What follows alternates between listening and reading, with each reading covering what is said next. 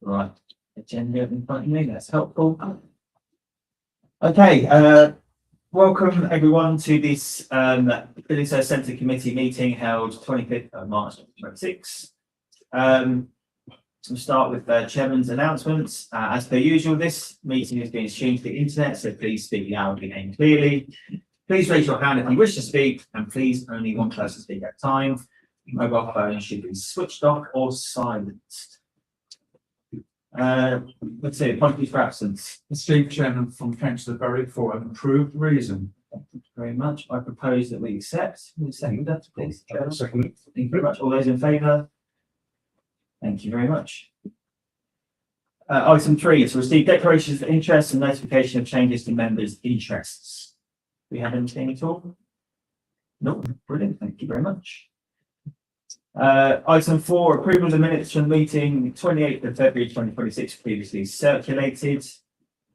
Are there any comments around the previous minutes? Absolutely fine. Nothing? No. Thank you very much. Now I propose we accept those then. Seconded by Philip.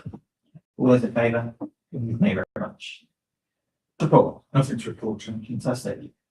Public session. So, as always, members of the public are welcome to attend. We don't have anyone here today, but you're always welcome to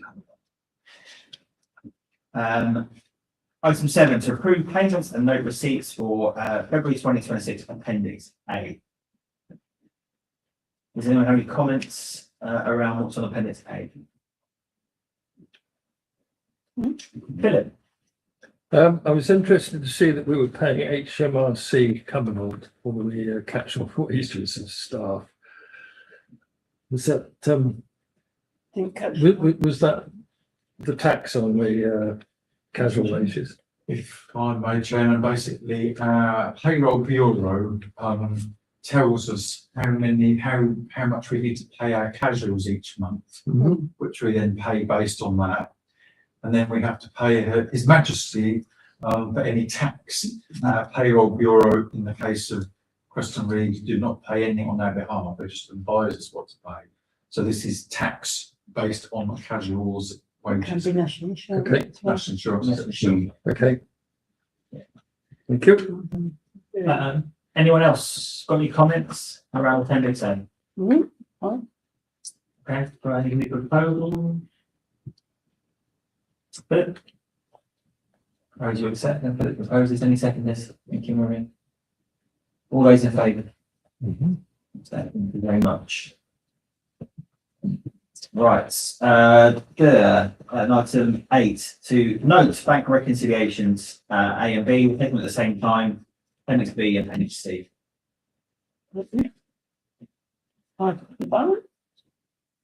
Nice and clean. Yep. Lovely. Very clean. Very clean. Chairman, I will just report on this now, and I will bring the investment policy to members at a future date. But members will recall some years ago when Centre was somewhat slightly more awash with money, that the limit on what you would get if a bank failed was £85,000, but that was per bank, per customer. So that's the reason why we set up the co-op. But as members will be aware, the current account is running on near empty, which makes it quite difficult for the exit manager does sometimes have to balance which invoices to pay as funds allow. But members may have seen recently that the financial FSA has recently upped it to 120, which to an extent now negates that need to spread our risk across 2 accounts. So given that as management of bank accounts is delegated to me, and given that we need to pay some bills this financial year, I have actually taken the decision to close that account and put all the money in the current account until further notice. It's no longer a problem, as they recovered should that bank go under. And also I'll update them fully in their revised investment policy in due course. Yeah, thank you for that. So which one have you, NatWest. that was, Yes. it's closed. Yes, but there's another reason why I've done that, is because the NatWest account for the centre is considered a business account. The NatWest for the council is considered a community account.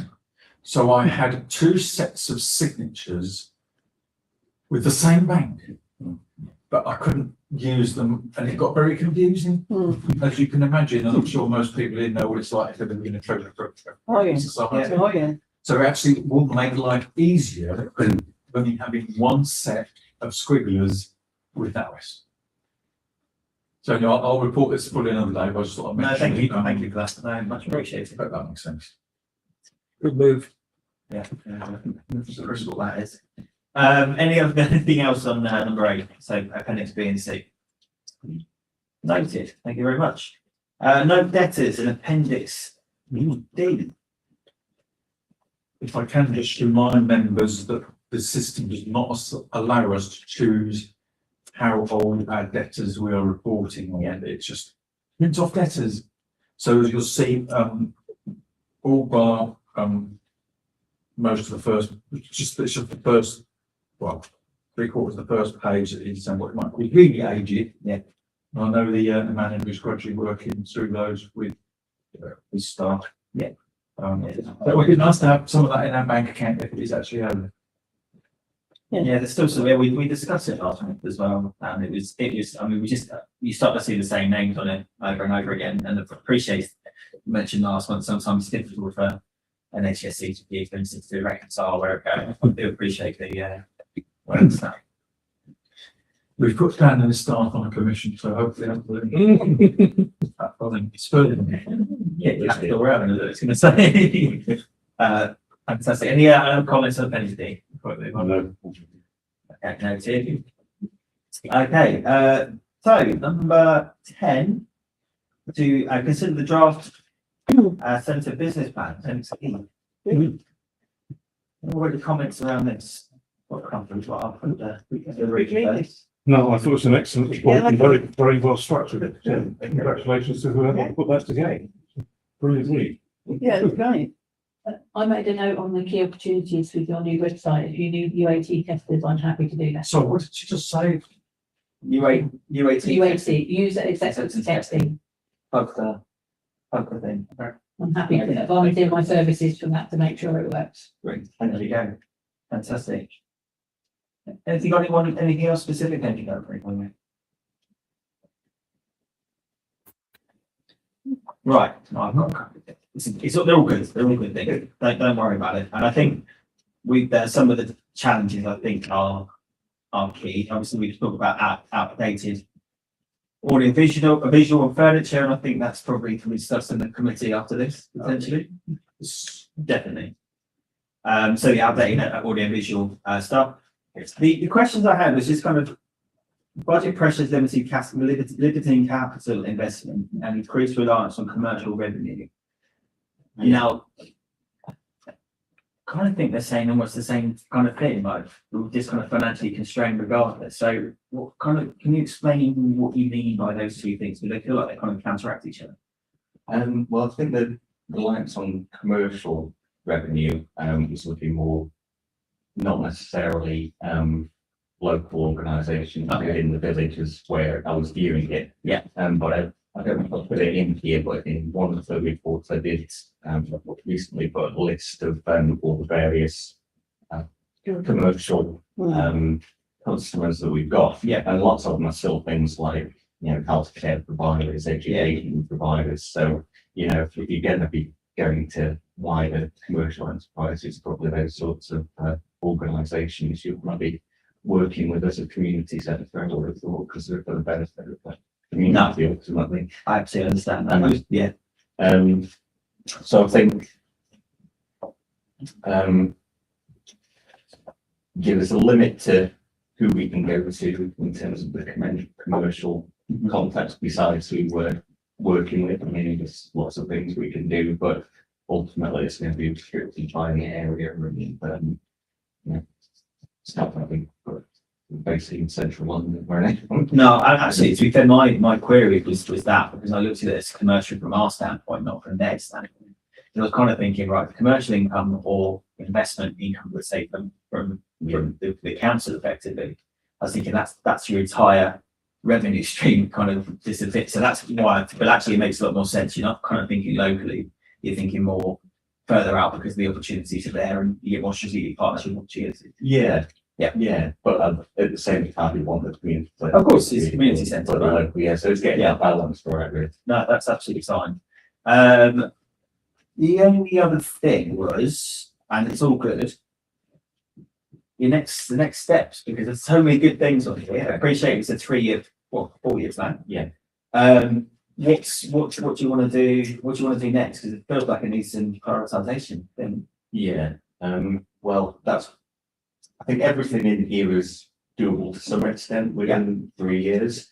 But yeah, I think it's a good idea maybe even to vote on some of the things. So I did like a little presentation. I won't call this up because we're going to tonight, but I'll just refer to that quickly. that's fine. So areas like income growth, AV investing in website and conversion from website to users, basically. Community and well-being activities, financial control and customer experience. So my thoughts are whether we want to concentrate on the top 3 of those or and that way the priorities will focus on those top 3 whilst we're trying to meet all 6 basically. So is that something we want to vote on as a council, what the top 3 out of that 6 would be? So I think what would be quite clear, that I'm happy to kind of support and spend some time with you on this and when I'm back from holiday, is let's kind of, we can get sounds horrible, take me back to my old days, but get a prioritisation matrix and work out what is going to be the best part in terms of effort and implementation outcome. Like, so what's going to be the biggest bang for your buck, quick widgets type thing. And I think absolutely this committee, we can have a chat about those and agree that we can vote on taking those forwards. But if we can get some concrete ideas before we get to that point, and yeah, it doesn't mean that we have to get everything done in 2026 or 2027. We can push things to 2029, but everything you've got here is good. We can probably use AI and things to try and work this through and push out something that feels like it's achievable in the next few years. If I may, Chairman, one thing I shared with the manager earlier was the people implication of delivering things. Because I'm mindful that although while Dan's full-time, his 2 main members of staff are part-time, but we have got a team upstairs and do work really closely together anyway. And it could be that we sit down in due course when perhaps you could get involved. I'd like to, To see if I know that Sarah Myers has excellent admin skills on the event side. Brilliant. So if the idea was to have, say, wedding fair, that might be say something that Sarah would take on. So what the people who've already got are able to help Dan deliver those projects within their existing skill set. Because obviously, someone might, and I mean, Liz has already been working this week on a Section 106 bid for a screen in the cancer chamber. So some of this is quite a dynamic document already. Yeah. I'm saying is we perhaps sit down and shortly see what existing members of staff can help Dan deliver some of these already. That's absolutely fine.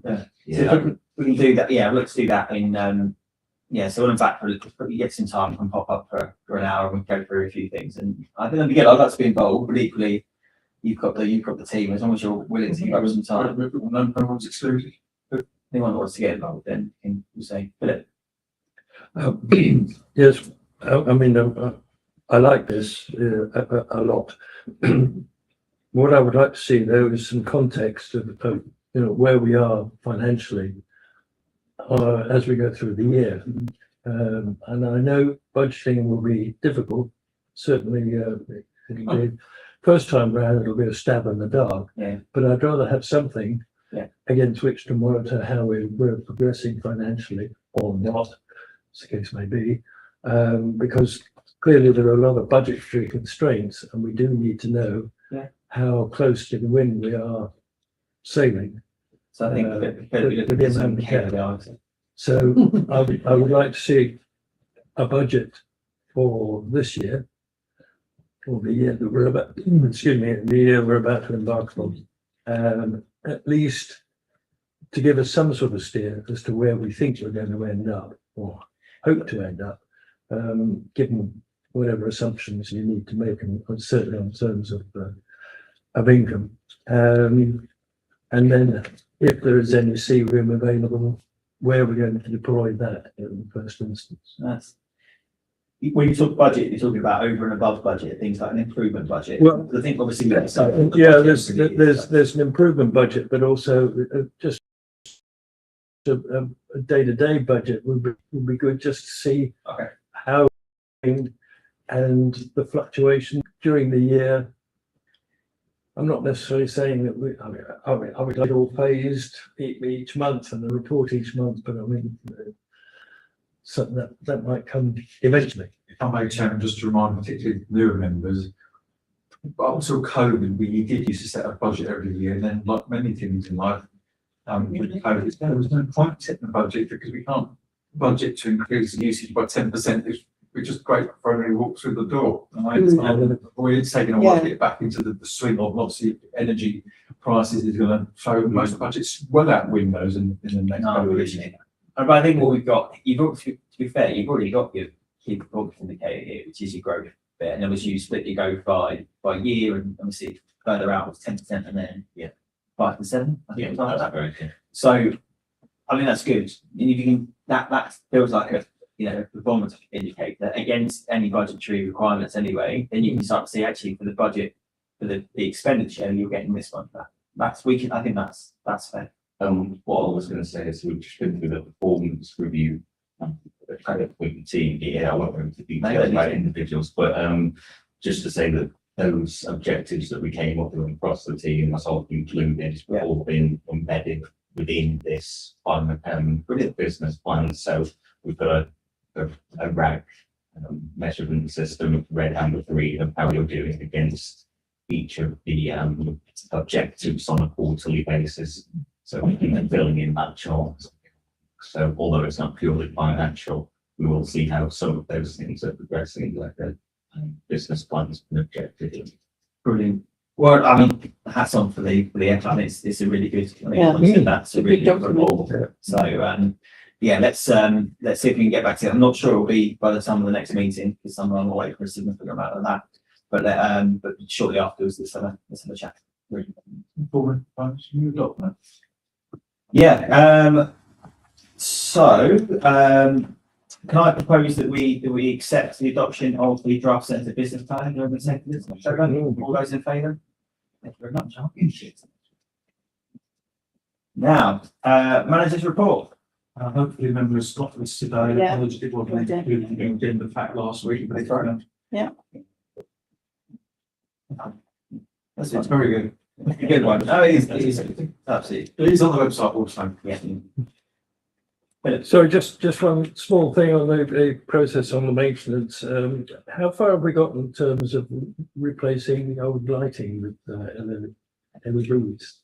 Well, I spoke to one of the contacts who said that he thought we'd replaced the last of them, but he was here to do the emergency lighting. So I think what he meant is we've replaced all the emergency LED lighting. Right. I don't have a figure off the top of my head, but next time I talk to the guys that or contractors, I can find out for you. Yeah.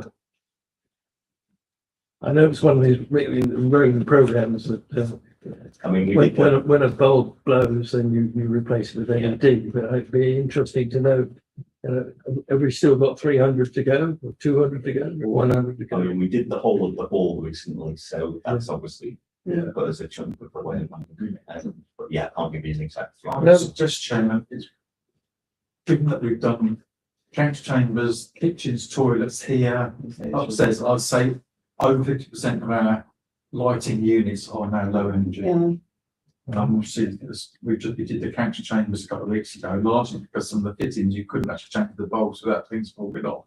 So it was worked out cheap and just replaced a lot. It actually looks really good. Excellent. Okay. Any other comments on the report that was circulated today? Fantastic. Thank you very much.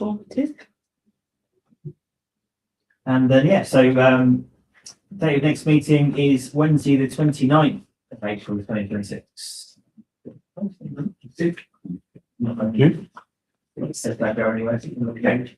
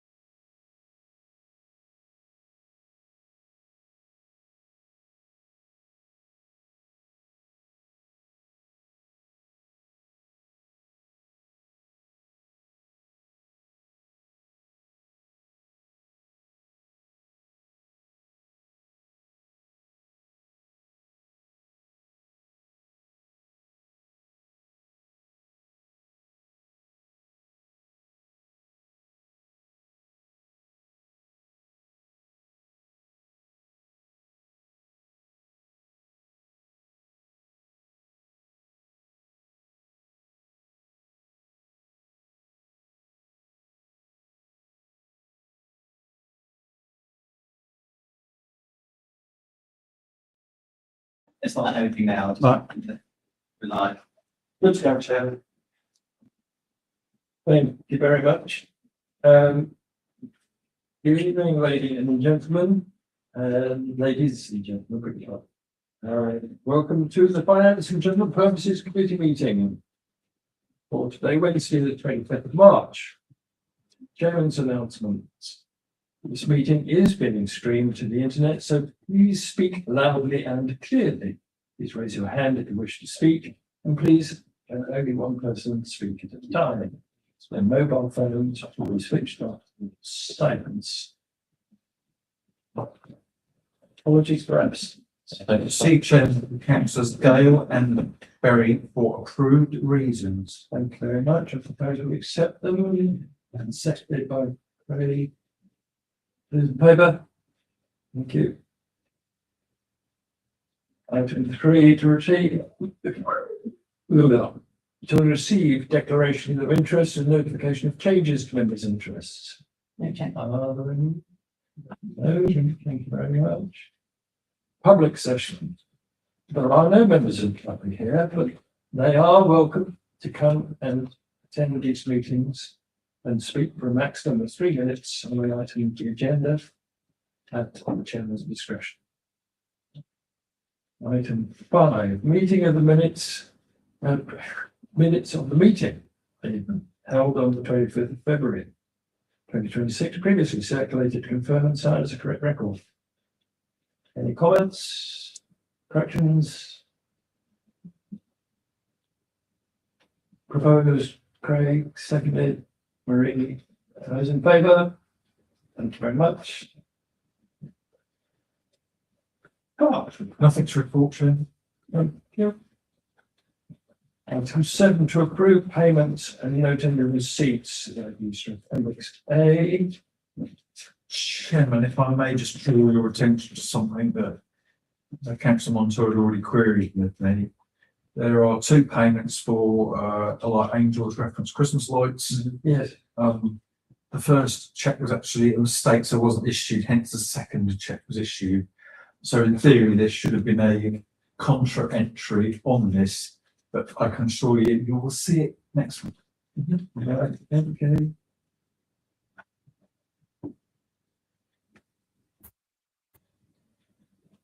Any other comments on appendix A?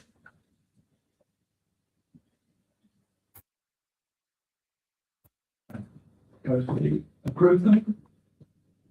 Seconded by- Those in favour? Thank you, thank you. Right, item 8, to note the cash book reconciliations, I'll take the 2 appendix B and C together.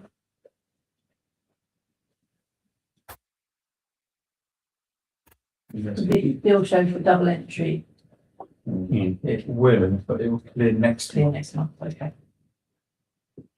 I look forward to you double checking.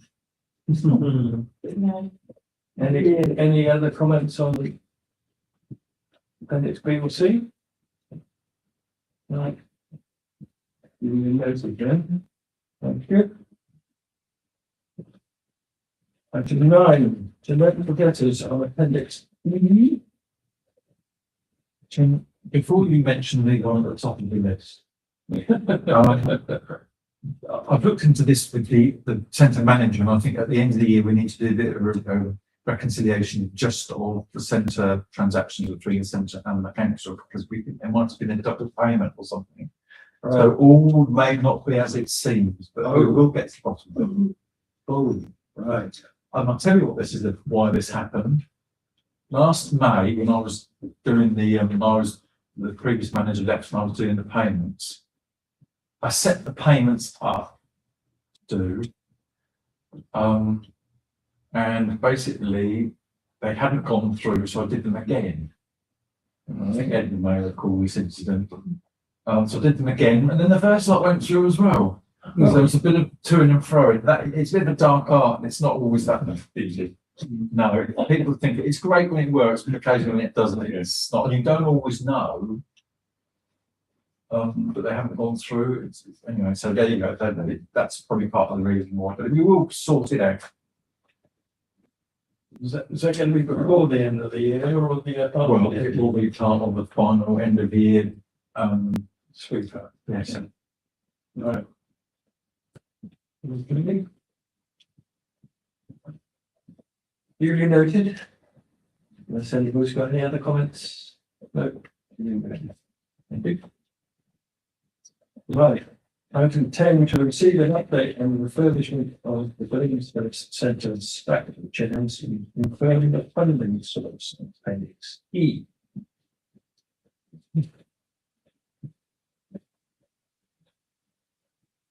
Any comments? I have one question. Wasn't quite sure whether we were talking about 200 chairs or 180. Then maybe 7,600 or 8,770. Well, I think originally we thought it was 200 chairs, but when the manager counted them, it was actually 180. 180, okay. I was quite good. So the lower figure is the one we're looking at, the 8370. That one.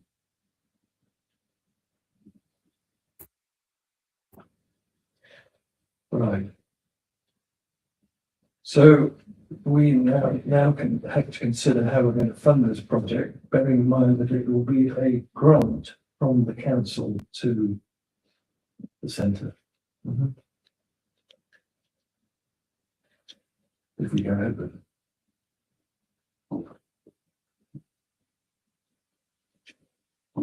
I think it has to come out of reserves. I think I was saying it's which ones, general chairman or an earmark reserve for miscellaneous repairs or the residue of the community open space assignment for land at Kingsley Farm.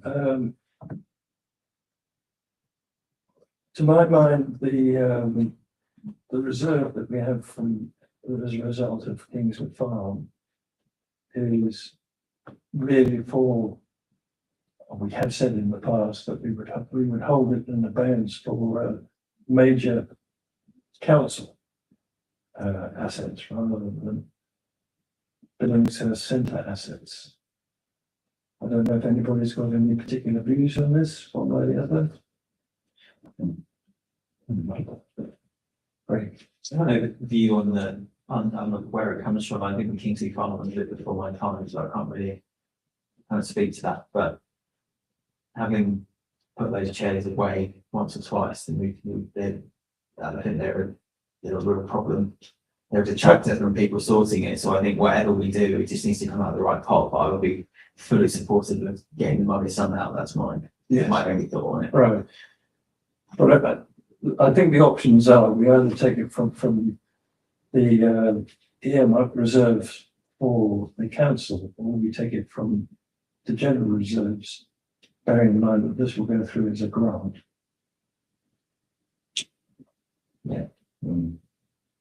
How much is in the miscellaneous repairs pot? Do you know? £100,000, less about 95,000. Okay. Either way, it'll still go through as a grant, but it will be coming from. It's where it comes from. Yeah. In which case, I would suggest that we'll pay us differently. Anybody got any other views? Any leaning towards one way or the other? No? It's all new to me. Rules, it's long way, isn't it?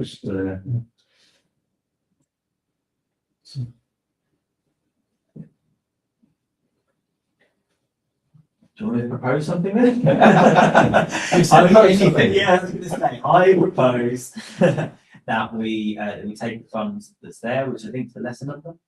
To be funded, out of the grant from miscellaneous repairs. I would say. All right. Everybody happy with that? Same shall formally second it, as well, Mr. Chairman. Find those in favour? Excellent.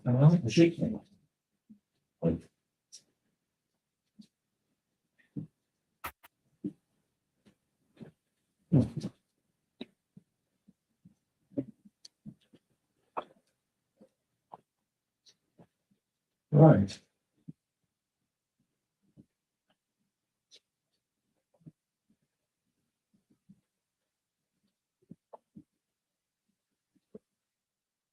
That's confirmed. Thank you. Item 11. To receive a further update and decide the way forward on the sale of the same form, appendix F.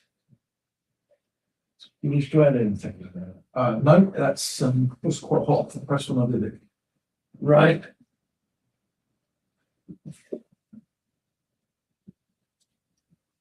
Anybody got any comments, observations? A daft question. Please do. Does the ball come with, planning permission? The shot is stroke.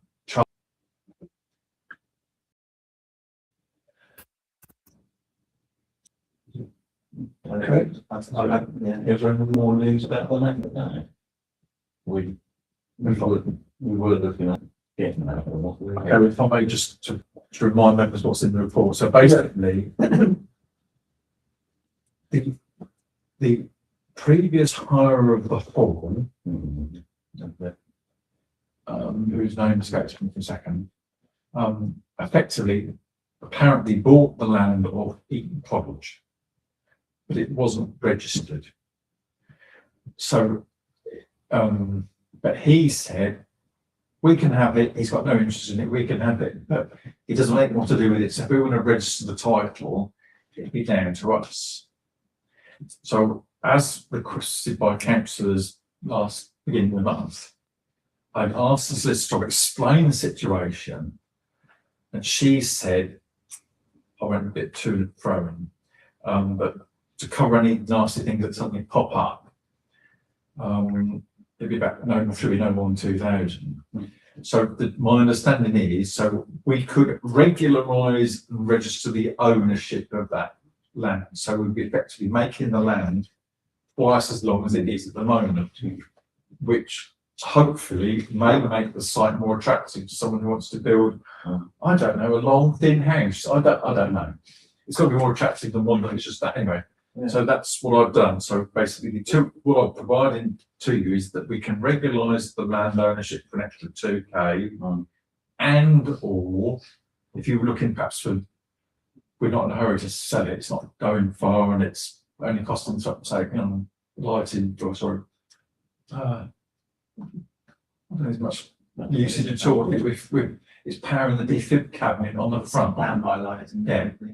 So at the moment, it's not costing much to do. We've had it on the market for 6 months already, and it's not how much interest because there's no park or anything. So we could regularise the ownership of land at the back and just keep trying to sell it until it's just time someone buys it. Or we could cut our losses. But I have to say the fact that they want us to, the auctioneers want us to commit to their fees before they've even told us what they think they get at auction it's still quite right. So, yeah, I thought of, if you could say the number that we put, that it was up, was 100K? 125, I think Yeah. it's from the market for. And I think even if they end up pushing it down to 100, that's, 7 to 7 plus VAT. I'm not sure if that's clawable, but that's a huge amount of money for no guarantee. We can have not hitting a reserve, that money might not even be, it's clearly not a no win, no fee type situation. So we're gonna pay it anyway. I think that is throwing good money on. Yeah, absolutely. So like we could always, even if we add the extra land and have it regularised, if we do subsequently go to auction further down the line, we should be offering something more valuable anyway. So I would have thought that's a better bet maybe. So my point then, that you meeting earlier in the month was, what was the rush? That is kind of what my representation. Why? I concur. I don't see any particular point in rushing it. I have a couple of questions. One is, who maintains the bit of land at the back? Nobody. Sorry, it's a conservation. No, it's just it's just fenced field. So it's a field. It's Does anybody mow it? No, it's overgrown. It's just overgrown. Oh, okay. And then land registry didn't come into 1984, so they're probably going to come on the market as I do find this quite difficult.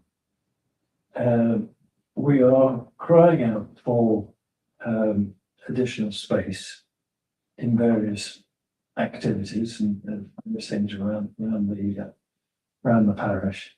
And yet here we are trying to sell something that does actually provide some space. And one of the things that I was reading in the Billingshurst report was the instance of the community larder. The community larder operates 1 day a week, or half a day a week, at the Wayward School, because courtesy of the headmistress there. They have a problem, and their problem is that they don't have enough space. And I'm thinking, why aren't we using that space, even if it's just for storage? And then I read also that people are asking for storage space for various activities and asking to leave it here. So I throw the question out, why aren't we using Ambersane Hall as a storage area? No disrespect, Chairman, but I think the elephant is in the room. There is no parking. I know. It's not safe. When I do the notice boards still, I am mindful. I mean, if I park down the road, I can do sometimes. Occasionally I double park there, and I'm wary. It's a nasty road, and people are reluctant. And I think that's one of the reasons it fails as a childcare facility. Is it's not an ideal place to drop off little kids, let alone. That's the problem, and that's why there's been little interest. You're right, it's a perfect hall for something, but it's just in the right space in the wrong place. I accept if you were going to conduct some sort of business there or some sort of constant activity, then yes, parking is going to be a difficulty. But if people are going to arrive and load or offload and then drive away again, is that actually that difficult? Great. You want to pick a hole in what you said, but in terms of the larder is taking largely fresh produce or going out of day produce and then giving it back to the people building. So sure, that's great, but I don't think there's any storage needs for that. And it's certainly not a place that I think would be able to host that, one, because of the transport, but also it's not really servicing the vast majority of the community which sits in Billingshurst. It's quite a long way away from people who wouldn't be able to necessarily get transportation in the downtime the same to do it. So I think to the point around, larder space, let's see what happens with other opportunities within the village. And say, if there is in the depot, for instance, if we ever get a change of use for that, maybe there is an opportunity there. But I think I mean that road is awful. It's hard enough on that crossroads. It's very difficult anyway. The one experience I've had of it is when we went to the lighting of the beacon last year. We relied on someone's goodwill to let us park there because it's an absolute death trap really to be able to do. So I get your point, but I think it's probably not big enough to really store stuff that's kind of to be the larder and things. There's certainly be a need for it. I think there's more. It gets delivered the night before and it goes the next day. One of the things with the larder as well is a lot of people walk. They do. And you're not going to walk down the same. So the larder won't be used as much if people can't get to it quite so easily.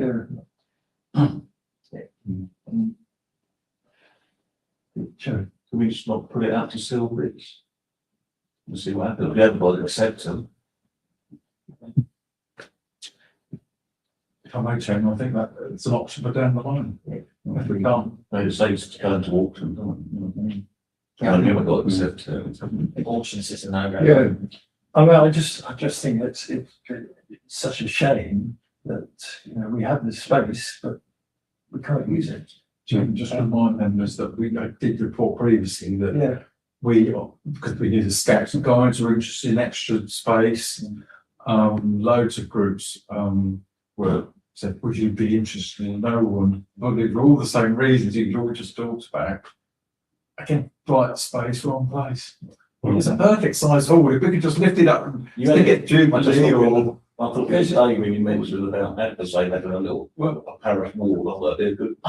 They are parish people. The building is a wooden building. Asbestos, it's full of. Possibly. Would it be possible to move the building back into the? Then you've got room in the front of park. And then you've got room in front. Well, why don't we go for, change of, like, why don't we look at change of use from the, you know, maybe go and tell the change and make it more attractive. You might find like an accountant or something, just one person or one interested. I don't think it's a commercial, you know. And if it was commercial, maybe the residents, you think the chap next door would be interested to say, otherwise someone will buy it eventually, knock it down, build a house, they've got that land at the back, they've built a little funny little thing, and the house next door was going to be what you think you'd buy it for what it is. And he could extend his house and put, you know. But it's how that much people favour it. I was going to say, it's really there's two stages to this. Firstly, do we want to use the option to regularise that land for a cost of about 2,000, which I think is a no-brainer, because whatever we do down the line, with a bigger footprint, you're going to get that £2,000 back. So I think that is step one. Yeah, I mean, it is what it is. It's not easily accessible, and lack of parking is going to be an issue. It might be a case of, if there's no interest, trying to advertise the larger plot. If that land is regularised, then it has to be an auction and take what you can get. Because eventually it's going to fall into a state of disrepair, so it's going to become more and more of a liability. It must have a lot of history though. It must have a lot of history, that building. I'm sure it does. Advertise it for sale rather than leasing, letting. I mean, not got what particulars in front of me, Chairman, but my understanding is, you know, we have the commercial agents, it's been quite an open brief, it's, you know, anyone who's interested, please, and they've shown about, I can't remember, over 10 people they've shown around with various potential uses. So, you know, if someone wanted to lease it, we'd look at it. It'd be silly not to. Someone will just give us, I don't know, £1,000 a year or something, or whatever it might be. Well, all of it is. Anything's, look, nothing's been ruled out. We just want to see it used on, I think, you know. I've actually seen it happen. It's not common. Well, he would have charged extra before, but we won't talk about that today. I could make it. Right, well, it doesn't look as though I'm going to have any satisfactory answer to my You want to buy it and put it in your garden? yeah, well, that. If I had $8, that'd be great at the end of it. I was thinking that there you go. Right. Thank you, councillor, for drawing my attention back to.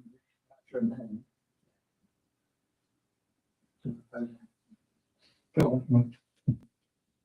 So I propose Yes. that we do spend the legal fee to regulise the ownership of the rear garden, 2,000, make that and put nothing in there. That's my sole proposal. Right, seconded by Marie. Those in favour? Thank you very much.